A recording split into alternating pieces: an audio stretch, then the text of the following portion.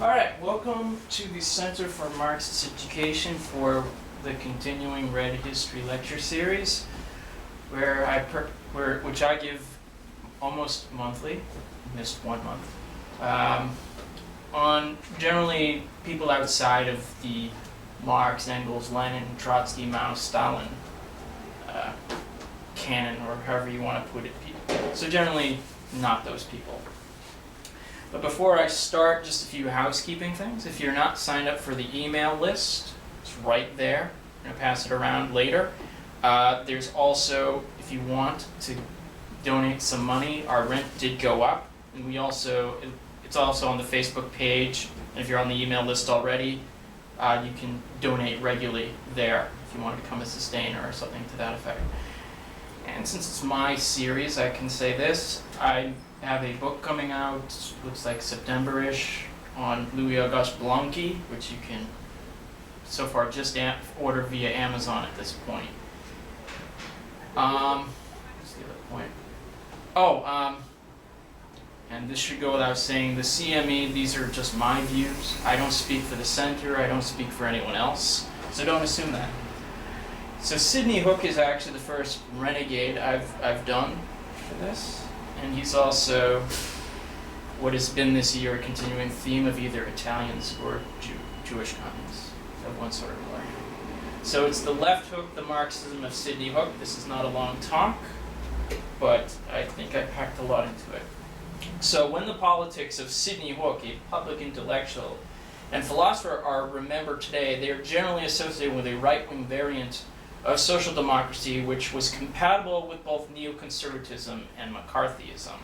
For example, in 1953, Hook infamously wrote "Heresy Yes, Conspiracy No," which justified the witch hunts of the Red Scare and the purging of communists from academia, reasoning that Leninist doctrine was the basis of an international communist conspiracy subversion, with all orders emanating from Moscow.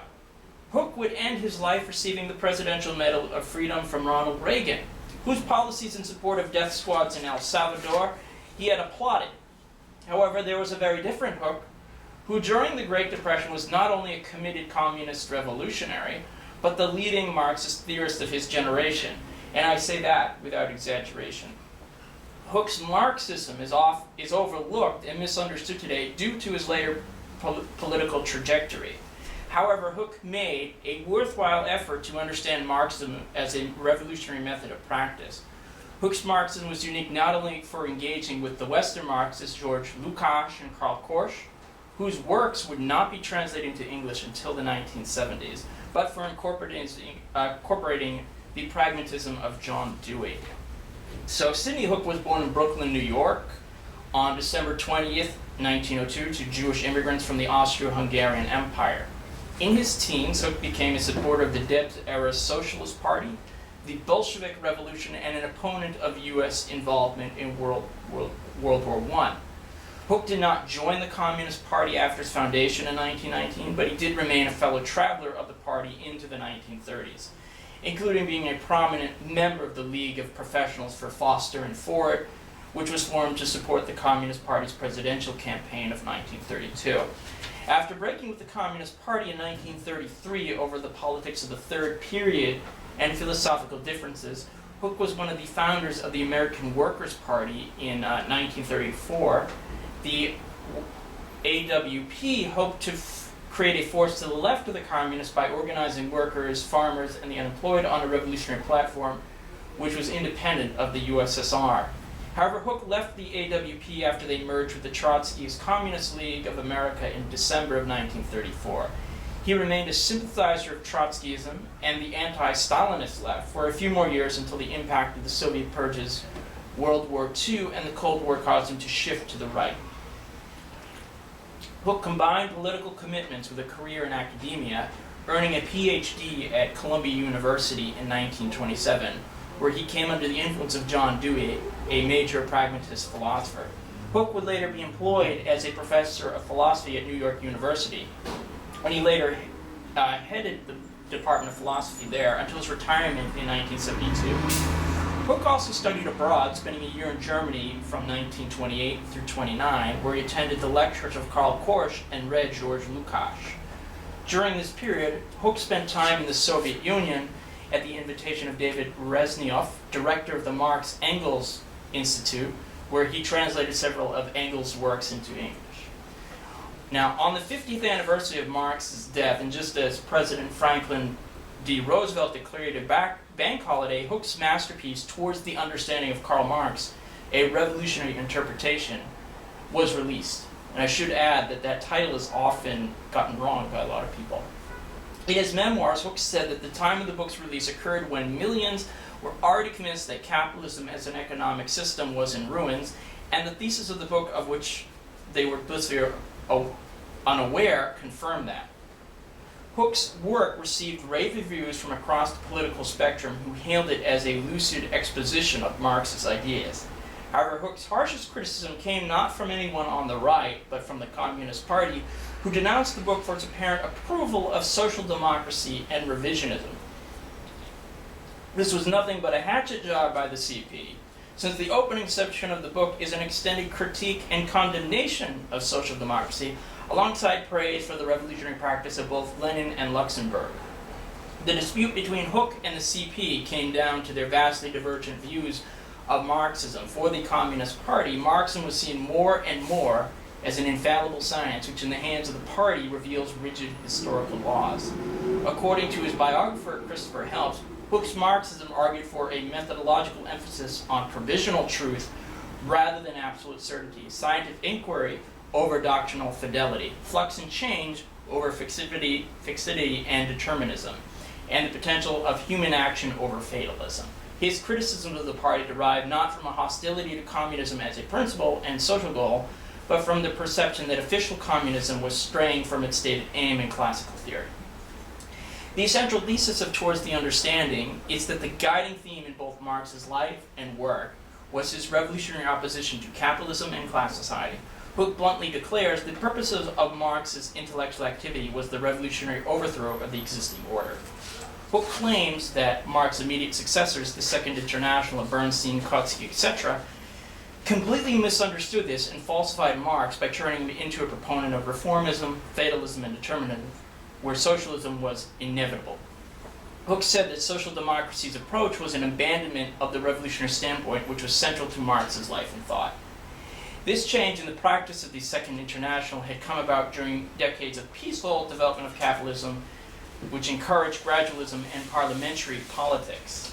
This was most pronounced in the largest party of the Second International, the German Social Democratic Party, who were integrated into the German state. Germany had grown from being a backwater of Europe to a major imperialist power, which was able to grant concessions to the working class, such as rising wages and a social safety net. The party's orientation towards reforms resulted in a change in the composition of the SPD, with the entrance of non-proletarian elements, the growth of the bureaucracy and officialdom, who were cut off from the masses. All of this encouraged the tendencies towards conservatism and nationalism within the party. Yet this produced in the SPD a need to square their seemingly revolutionary theory with a reformist practice that led to the controversy between revisionism and orthodoxy. This is all laid out very well in his book. For revisionists such as Edward Bernstein, all of which I'll go into much, much more next month, the problem was simple enough. They wanted to update Marxism by officially turning the party into a social reform group. They would bring theory into line with what they were actually doing. Ironically, Hooke says the revisionists were honest and consistent. By contrast, their orthodox opponents were dishonest for acting one way, always with the revisionists, and speaking in another, always against the revisionists. Orthodox Marxists such as Karl argued that orthodoxy was the correct interpretation of Marxism. Yet this was a very peculiar form of Marxism, which was not viewed as the theory and practice of revolution, but as the science of social development. For Orthodox Marxists, socialism came about inevitably due to the processes at work under capitalism. In other words, this was a passive and fatalistic Marxism that was divorced from revolutionary practice. Hooke said that this Marxism could analyze both the past and predict the future, but it was of no use in the present. Rather, it was a religion of consolation that dominated both the SPD and the Second International. Despite their fervent commitment to revolution, Orthodox Marxists were similar in practice to the revisionists, despite claims to the contrary. For both revisionists and Orthodox Social Democrats, there was a divorce between means and ends, which emasculated and bastardized Marxism. Rather, Hooke said, those who preserved Marxism were Rosa Luxemburg, happy birthday, and Lenin. Not only had they criticized the reformist tendencies within the Second International, but they had argued for a connection between the means and the ends, in the form of linking everyday struggles of workers with the conquest of power, which was the ultimate aim of the socialist movement. Hooke argued that Lenin and Luxembourg put active consciousness back into Marxism, which was not mystic intuition but scientific knowledge. But scientific knowledge was not merely a disinterested report of objective tendencies in the economic world, but a critical appreciation of the possibilities of political action liberated by such knowledge. This Marxism was not just a knowledge of objective tendencies, in the economic world, but a critical appreciation of the possibilities open for political action as a result of such knowledge. To mediate between the two factors of the objective economic conditions and assert a revolutionary class rule was the task of a political party which would act as a vanguard and general staff of the class struggle. However, the party's goal is not to organize the development of the economic preconditions of socialism. Capitalism did that on its own, but to undertake the conquests of power. And if the goal of socialists was a revolutionary dictatorship, then this entailed the employment of means could not be of a kind that hindered the fulfillment of the end. If socialism was inevitable and the goal was practical reforms, then it didn't matter if socialists voted to strengthen the bourgeois state, such as by increasing the size of the army, or made opportunistic deals with the class enemy. For revisionists and opportunists, a focus on the seizure of power was a distraction from their struggle for practical reforms. On the other hand, if the socialist goal was power, then they had to pursue means consistent with that end. This meant socialists could not engage in short-term compromises of voting to strengthen the capitalist army, for example. As Hooke put it, if the state had to be captured, it was sheer insanity to begin by strengthening it. Rather, reform to be the byproduct of the struggle for power, not the goal itself. Every class struggle was viewed as potentially a political struggle. In 1914, when the Second International voted for war under the banner of Orthodoxy, it was Lenin and Luxembourg who remained true to Marxism by arguing for class struggle and the downfall of imperialism. Hooke praised them both on no uncertain terms. The work of Lenin and Luxembourg marked, so to speak, the beginning of the Marxist reformation. The texts of Marx and Engels were to be read in the light of the original spirit behind them. In refusing to be orthodox at any price, Luxembourg and Lenin claimed to be more faithful to the ideas and methods of the men who originally inspired that orthodoxy than the formula rooted pedants who had anathematized them as heretics. Although Lenin and Luxembourg were viewed as faithful disciples of Marx, neither escaped Hooke's criticism. According to Hooke, Luxembourg was wrong on the organization question, with a reliance on spontaneity as opposed to Lenin, and national liberation. In regards to Lenin, Hooke argued that his epistemological approach in materialism and impro-criticism was mechanical, whereas the approach in What Is to Be Done was Lenin's true philosophy with its frank acceptance of the active role of class consciousness in the social process. As mentioned above, Hooke was perhaps the only American to have engaged with the works of both Lukacs and Korsch. Both of these were Marxist revolutionaries in Hungary and Germany respectively, who sought to purge Marxism of the determinism and fatalism of the Second International, and like Hooke, to emphasize the role of active consciousness and revolutionary practices. In Korsch's 1923 work, Marxism and Philosophy, he argued that for a Second International, Marxism theory had ceased to be a guide for practice, but was viewed as more and more a set of purely scientific observations without any immediate connection to the political or other practices of class struggle. Korsch said that orthodox Marxism was fragmented with separate branches of knowledge that are isolated and autonomous, and with purely theoretical investigations that are scientifically objective in disassociation from revolutionary practice, instead of being viewed as a living totality, or more precisely, it is a theory of social revolution comprehended and practiced as a living totality. For Korsch, Marxism was not just a science of social development that could be utilized by any class, but is the theoretical expression of a revolutionary process, which could not avoid questions of politics, ideology, and the state. To neglect those questions is to fall into opportunism. Korsch praises Lenin's approach in State and Revolution as an early indication that the internal connection of theory and practice within revolutionary Marxism had been consciously reestablished. Hooke shares with Korsch a criticism of orthodox Marxism, determinism, upholding Marxism as a method of revolution and the active role of consciousness. Although Hooke had similar ideas on the role of the party to Lukacs, they diverged on the question of orthodoxy. Lukacs had famously tackled the question of orthodoxy in the dialectic in the opening chapter of History and Class Consciousness, What is Orthodox Marxism, by declaring, and I quote, "Let us assume for the sake of argument that recent research had disproved once and for all every one of Marx's individual theses. Even if this were to be proved, every serious orthodox Marxist would still be able to accept all such modern findings without reservation, and hence dismiss all theses in whole without having to renounce his orthodoxy for a single moment. Orthodox Marxism, therefore, does not imply the uncritical acceptance of the results of Marx's investigation. It is not the belief in this or that thesis, nor the extraneous of a sacred book. On the contrary, orthodoxy refers exclusively to method. It is a scientific conviction that dialectical materialism is the road to truth, and that its methods can be deployed, expanded, and deepened only along the lines laid down by its founders." Despite Lukacs' rhetorical point in the passage above, there is little utility in following a method that only produces the wrong results and conclusions. Hooke handled questions of method and orthodoxy far different. In regards to orthodoxy, Hooke said it was an anomaly in any revolutionary movement. Its deviation is notoriously religious. Whenever there are people who insist on calling themselves orthodox, there will be found dogma. And wherever dogma, substitution of a blind faith or a general formula for concrete analysis and specific action. Whereas Lukacs is orthodox in his dialectical method, in contrast to the determinism and revisionism of the Second International, Hooke is orthodox for precisely that reason. Unorthodox for precisely that reason. Now, although Hooke differed with Lukacs on the question of orthodoxy, both did agree that Marxism is defined principally by its method. For Hooke, this meant that Marx's intellectual activity was a program of action.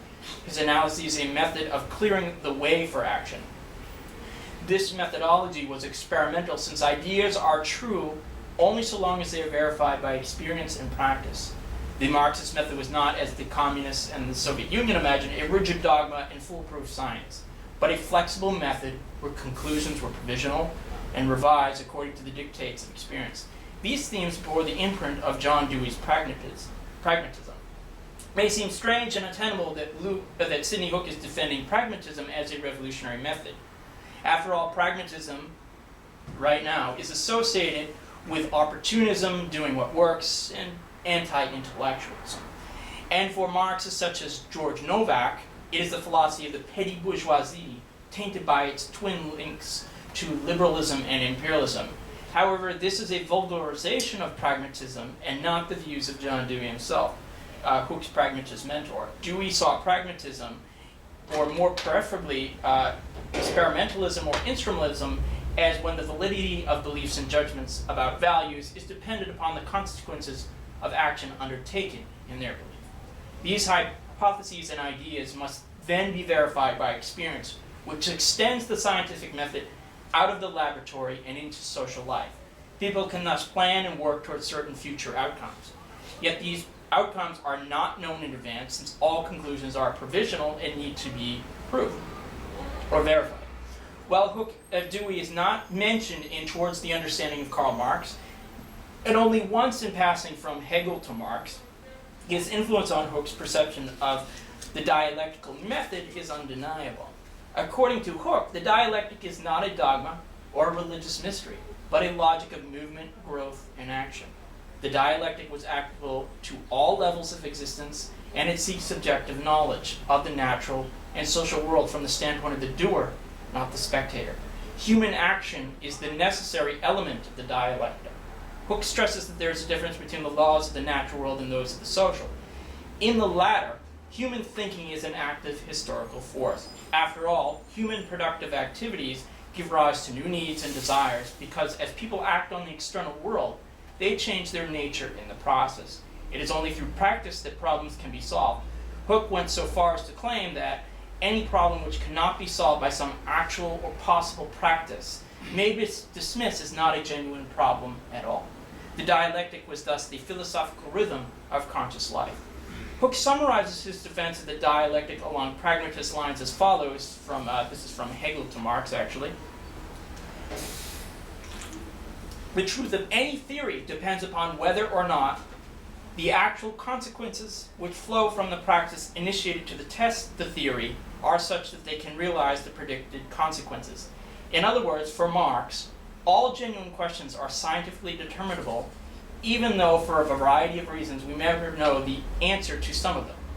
Since all judgments are hypotheses, the expectations which enter into the process of discovering the truth about them are not the personal and private expectations of the individual thinker, but the public and verifiable expectations which logically flow from the hypotheses entertained. What a man wants to believe is relevant to what he believes, but it is not to its truth. There is no will to believe in Marx, but a will to action, in order to test belief and get additional grounds for further action if necessary. What takes place as a result of practice is not a relevant consequence of the theory, unless the conditions involved in the meaning of the theory are met. In other words, the dialectical method is not a dogma or inflexible method, but is flexible, provisional, and the hypotheses proposed are subject to change based on practice. Hooke's incorporation of pragmatism also allows him to defend Marxism as a science. Hooke said that despite the professed goal of revolutionary overthrow of the existing order, this did not make Marx's conclusions any less objective, but it made them partial in their bearings and implications. Marxism was the revolutionary class theory of the proletariat, and that class had different goals and interests from those of the bourgeoisie. Thus, the social theory of the proletariat would naturally be denounced as wrong and dangerous by its class enemy. This understanding of Marxism as a science, yet tied to the class interests of the proletariat, can be seen in Hooke's defense of the labor theory of value. The labor theory of value is not a myth, but he says it is rather the conscious theoretical expression of the working class engaged in a continuous struggle for a higher standard of living, a struggle which reaches its culmination in social revolution. It states that the working class is struggling for and the consequences of its success and failure. In its implications, it can be grasped only by one who's accepted the class struggle from the standpoint of the working class and thrown into its struggles. To the extent that economic phenomena are removed from the influences of the class struggle, the analytic explanation in terms of the theory of value grow more and more difficult. The labor theory of value is worth saving if the struggle against capitalism is worth the fight. End quote. Lastly, Hooke sought to reconcile pragmatism and communism by stating only by establishing communism could the pragmatist ideal of free inquiry truly be realized, since capitalist society blocked any proposal or genuine inquiry that questioned or challenged private property. This is why no true experiment is possible in class society, he says. The result of Hooke's elaborate expedition and synthesis and reconstruction of Marxism during the 1930s was what Phelps called one of the most substantial contributions to Marxist philosophy in American history. So, what explains Sidney Hooke's later right-wing trajectory and other odious positions? Some of his critics cast blame upon his blending of Marxism and pragmatism. However, Dewey's influence on Hooke was arguably at its lowest point during the 1930s. In this period, Hooke criticized Dewey for failing to see the struggle of the working class as the appropriate means of change. And as we've already discussed, Hooke barely discusses Dewey by name in his major writings on Marx, which are, as they were intended, writings on Marx, not Dewey. What was more decisive in Hooke's later evolution were wider social and political factors. In the 1920s and 30s, Hooke had managed to balance the commitment to both philosophy and political action, but the demands of career and family no doubt encouraged him to retreat from politics. And this still doesn't explain his adoption of right-wing politics. Alan Wald, in his study of the anti-Stalinist New York intellectuals of the 1930s, the broader milieu of which Hooke was a part of, identifies a number of factors that brought them close to Marxism, but in their absence caused them to shift to the right. First, their anti-Stalinism had a dual nature which allowed the possibility of either return to classical Marxism or a sharp turn to the right, depending on individual circumstance and the complexity of the context in which the individual had become an anti-Stalinist. During the 1930s, there were radical working class movements in the US and abroad that inspired these intellectuals to see socialism as a viable alternative to capitalism, whether the CIO, labor unions, anarchists, or the POUM in Spain. Thirdly, there was Leon Trotsky, who offered a Marxist alternative to this communist parties in the Soviet Union. Lastly, many of the New York intellectuals lived in poor financial straits and expected few rewards for social advancement or success under the current system. However, as Wald notes, at the end of World War II, all of this changed. And he says, the very factors that occasioned the development of the intellectuals into revolutionaries in the 1930s had dissipated. Moreover, they abandoned their ties to those socialist groups that might have reinforced their original convictions. So by the time a resurgence of social and political struggle occurred in the 1960s, many of the intellectuals had become hardened apologists for American imperialism, Hook not being an exception to that. Sidney Hook, despite his sharp mind, was not immune from these social and political pressures. He too ultimately succumbed to puerile anti-communism. It is also sad for fact that Hook's abandonment of the revolutionary left meant he refused to allow Towards the Understanding of Karl Marx to be republished during his lifetime for fear it would corrupt the youth. Yet Hook's work not only remains worth reading for its clarity and commitment, but many of the problems he identified, avoiding dogma and using Marxism as a method for revolutionary change, still remain with us. Told you it was short.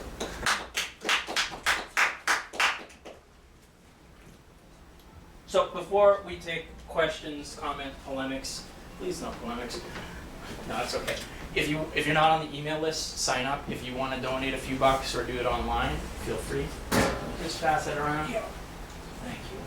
But feel free. I realize it was short, but I figured maybe we can have some more discussion. Feel free, anybody. Yeah, go ahead. About Hook and Dewey. Well, actually, more about Dewey. I forget where I read this, but everybody associates James with pragmatism. But didn't Hegel also play an important part in Dewey's development? Yeah, Dewey was actually Hegelian in his youth. He later overcame that, but in his youth he was a Hegelian. That's how he started out when he was studying. And no doubt, Hegelian imprint on Dewey. Yes. So it's not that, so people, there really isn't, or at least the dissonance people think is there, it's not so much. No. Anyone else? Feel free. Do you want to attack Sidney Hook's later life? Feel free. I didn't actually want that talk about that. Yeah, it's interesting to relate Sidney Hook's defense of the labor theory of value.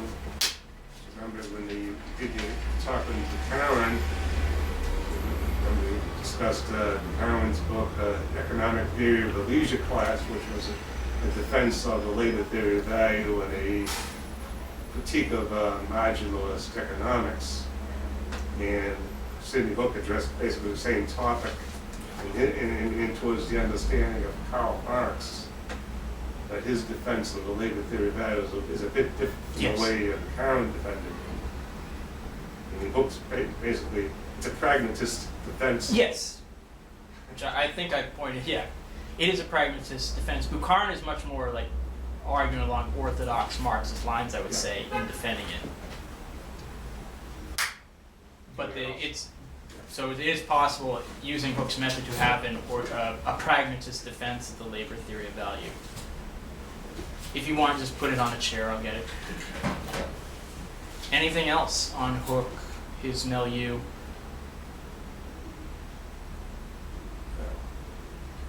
Feel free. Just curious, what was the substance of Hook's take on the LTV, and from what corner? I'm assuming, since it was a defense, it was under attack from certain quarters. What was he responding to? Well, it's like, if you were to accept the labor theory of value, where profit comes from the exploitation of workers, that's quite a challenge to capitalist understanding, where it's like, you get paid for what you do and everything. And so the labor theory of value is, to my knowledge, never been widely accepted in the United States as an understanding of how this economic system works. And even in the 30s, it was probably still largely hegemonic. And he is challenging that point of view. But at this point in the Great Depression, where hopefully as he saw, there's a opening for that type of challenge. So he's dealing with that type of milieu, where orthodox economists, it's like, it wasn't even generally accepted to even have some, Keynesianism is just being developed at this point, so it's like none of that understanding even exists. So these are like very laissez-faire economics. Credibility of orthodox economics was at a great low at that time. Yeah, And that was the same period when Paul Sweezy had gone to the study at the LSE. Yes, London School. Originally, because when he was at Harvard, he was intrigued with this young lecturer they had, Frederick Hayek. So he went over to the LSE and attended the lectures of Hayek and what's his name? But Lasky? Did he? No, not Lasky. It was an economist who was closely allied with Hayek at that time.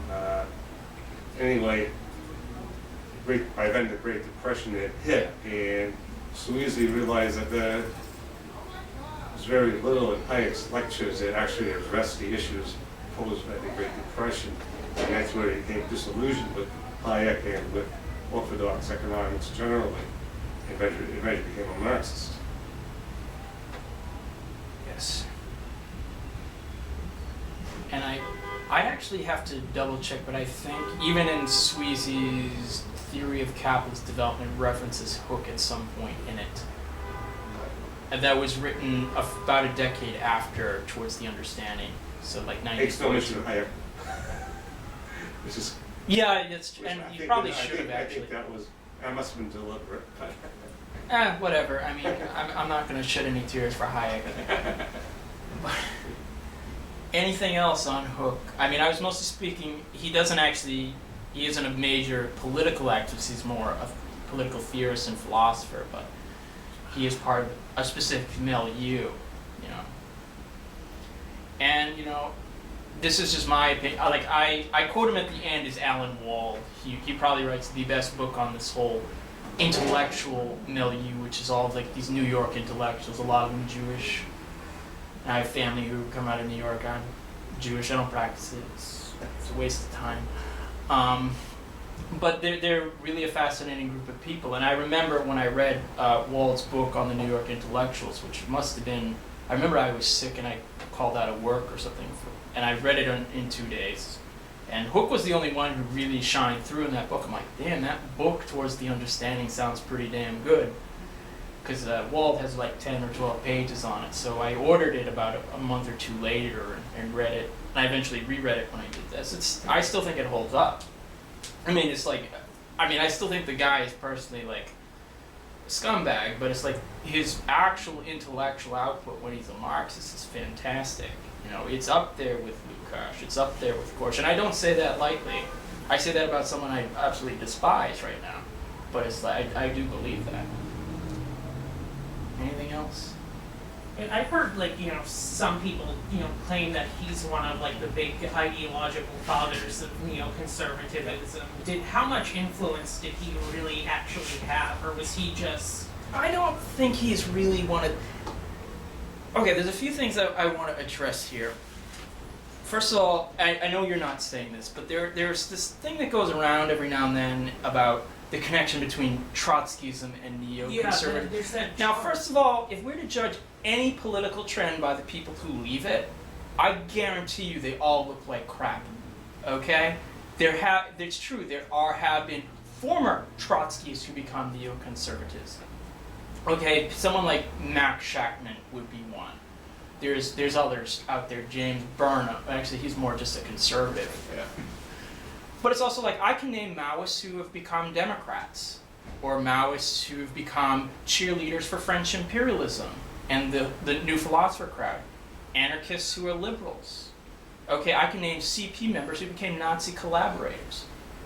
So if we want to play that game, I know you're not, but I'm just saying, if we want to play that game, it's better to judge these ideas not by oh, this person was that in their youth and became that.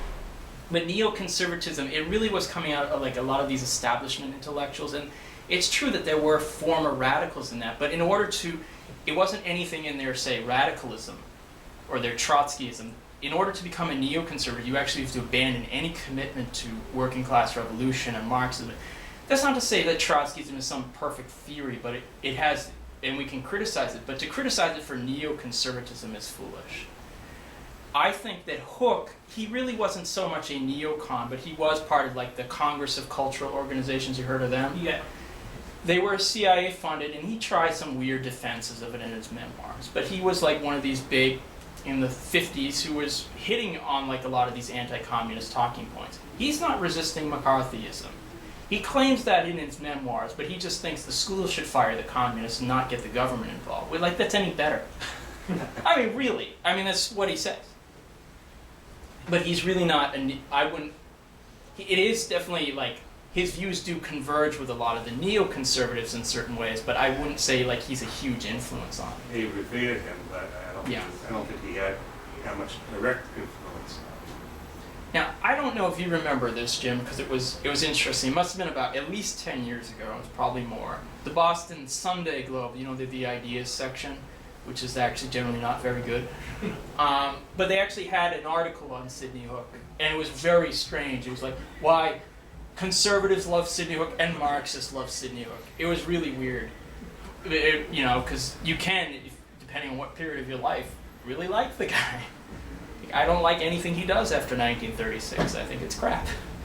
But if you're a conservative, you probably might like his polemics against communism from 1950 or 1987. Another aspect of Hook that a lot of people are probably not familiar with is his role in the humanist movement and his clashes with Corliss Amont within the humanist movement, which was due to their different politics, because I'm not too familiar.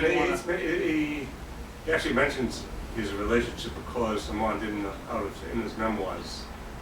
And he in fact took credit. It says he was the man who converted Lamont to socialism and into atheism. Yes. I don't know if that's true, but it may well be true. But later on they clashed because Lamont remained for many years pro-Soviet, whereas Hook had long since turned anti-communist.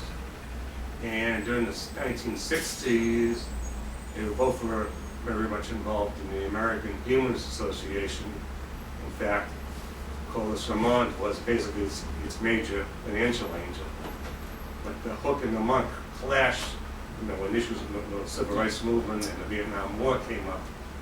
And that's what eventually led to a split within the humanist movement, and Sidney Hook's former student and disciple Paul Kurtz eventually founded his own organization, became known as Center for Free Inquiry. But that break was rooted historically in the clashes between Hook and Lamont in the 1960s and 70s. I didn't spend much time dwelling on it. Thank you. A lot of people, you know, even humanists I know, a lot of people don't know about that. And I believe he actually did, you know, until the end of his life, he considered himself a humanist. And Yeah. I don't believe he actually considered himself an atheist, but just an agnostic. He calls himself an atheist. Okay, I thought it was just an agnostic. He was an atheist. In fact, he sometimes would like to bring it up, like when he was getting the Medal of Freedom from Reagan. Well, saying he liked Reagan, but he was still an atheist and a humanist, and disagreed with Reagan on things like abortion. Yeah, I mean, ultimately it didn't mean much, but... Of course, he supported all of it. Yeah, all the other stuff. Big evils of the Reagan administration. Anything else? We have plenty of time. It kind of reminds me of this discussion I was having last week. Someone brought up Willy Brandt, and it almost like that political trajectory from, you know, 30s socialist to, you know, post-war, you know, imperialist social democrat, you know, same thing, supporting the Vietnam War, you know, the communist witch hunts, like, he even passed like some law, like that de facto banned communists from working in like the German civil service. It's almost, the parallels are pretty striking. Yeah, I mean, I'm not overly familiar with Brandt, but he has you're right, almost similar trajectory. He initially got his start in like a left split from the German social democracy called the Socialist Workers' Party. Yes, I know there's SWP. He was even, I think he was actually a journalist in the Spanish Civil War. I don't know exact policies in Germany, but Germany did actually ban the official like Soviet aligned CP in '56. I don't know how much Brandt had to do that. I mean, the one thing he was kind of noted for was like East-West rapprochement in the '70s. Like, he wasn't quite as hostile to East Germany as opposed to like some of the more Christian Democrats. But I mean, you're right though. He's still a supporter of, you know, German imperialism and a social democrat. He's not a revolutionary, certainly.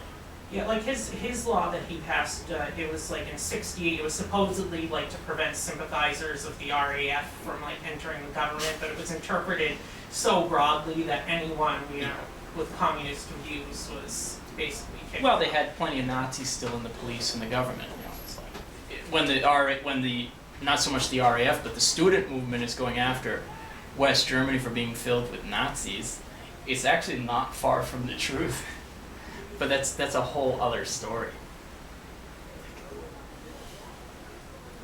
But yeah, I mean, these trajectories happen, and it's not necessarily because their ideas were bad, although that could be because their ideas are bad, but there are larger social forces at work there. And that's like why it's like I've gone back, not just Hook, but other people who at one point or another in their life were some kind of lefty. Because sometimes when they were lefty, they wrote good stuff. Like the best book I actually have on Japanese capitalism is written by John Holiday. John Holiday is a total skunk. He wrote that horrible book called Mao, the Unknown Story. I don't care what your opinion is on Mao, whether you like him or hate him. That book is a historical crime. You know, it's just terrible. It's not history. It's just like an anti-communist creed, which is why it was so good on the bestseller list. But he was a leftist in the '70s, and he wrote interesting stuff. I think it's more wider social forces that brought him and others to the right. We could, you know, bring up Christopher Hitchens for God's sakes too. Though I've actually don't think much of his radical stuff, but that's a different story. Anyone else got stuff to say? Well, if we're done next month, I hesitate to say it, but it will be on revisionism. Join. That's going to be fun. Only up to really 1914. I'm not going to be calling any current groups revisionists, regardless of what I may think. I'm not going to be doing that. I have my opinions on it. So we're going to call this quits. But if you still want to buy stuff, if you want to talk and hear me complain about later, Sidney, hope we can do that. But thank you for coming. Thank you.